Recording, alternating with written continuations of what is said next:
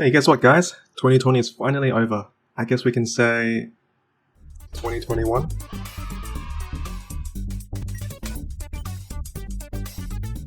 And jokes aside, I wish you all a happy new year and all the best for 2021. And this video is the second devlog of my game Papercuts. And what's Papercuts, you might ask? Papercuts is a cool action RPG platformer game that I'm making. It's a world where everything is made of paper, and the fights involve very sharp objects that can cut through these paper characters and enemies. And so far, I've spent around 4 weeks into making this game, and in this video, I'll just continue on from my last video, which is the first devlog, where I went through how I drew all the pixel arts for the game. If you haven't seen it yet, then please go check it out. I've got a link in the description below. If you have seen my last video, then you might notice that I look a little bit different. Instead of a random purple blob, now I have a hoodie and a body. Let me know what you think. So where I left off last video was I drew all the pixel arts, and then right after that, I created a project in Unity, imported all the arts, and then used a tile palette to paint a quick map into the scene so that I can start with the code. The very first thing that I decided to code was the player movements. At first I was thinking of doing it the way that I've been taught by most of the tutorials that I've seen on YouTube, which is to use Unity Physics and Rigid Body 2D for pretty much all types of movements. But after a bit more research, I decided to challenge myself and code out my own physics and movements instead, using just Raycasts. There are lots of pros and cons of using either way. It really just depends on how you want the game to feel. The physics engine inside Unity is great for a physics-based game, like Fruit Ninja and Angry Birds, but for a platformer game with sword fights, dashes, and other crazy movements, I think having my own movement system is much better, but I could be wrong. Fun fact, in my second game that I made during Brecky's Game Jam, I actually used Rigid Body 2D for the movements, and it wasn't actually that bad.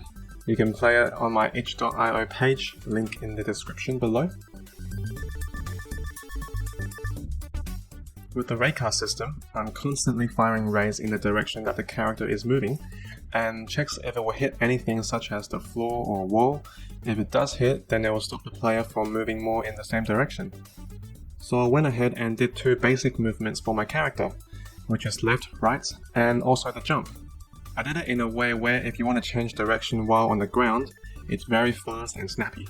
But if you want to change direction mid-air, say I jumped while moving to the right, but then I want to change and move to the left mid-air, then there's a bit of resistance to it.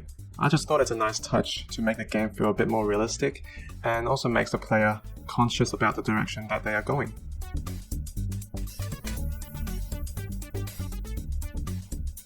Other than that, I also made the jump height dependent on how long you hold down the jump key. Say if you press and hold down the jump button, he will reach his maximum jump height.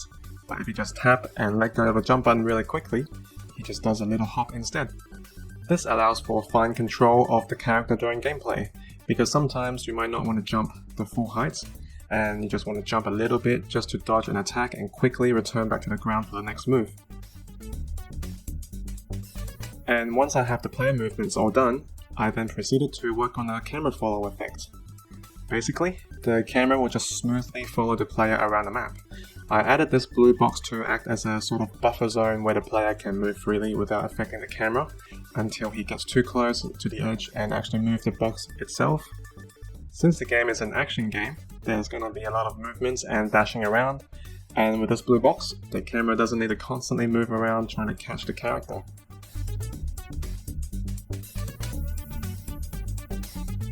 And on top of that, I also added a look ahead as well, so that we can see more of what's coming up in the direction that the character is moving towards. Let's say you're moving to the right, then you'll see more of the right side. And if you're moving to the left, then you'll see more of the left side. Because we don't really care what's behind us if we're traveling in one direction. So yeah. And finally, I just want to give a big thank you to Sebastian for his tutorials, which helped me figure out how to get started with the Raycast system. Thank you. And that's all for this video. I had many fun bringing my pixel arts to life by giving them movements, and in the next one, I'll be doing animations for the character. Stay tuned!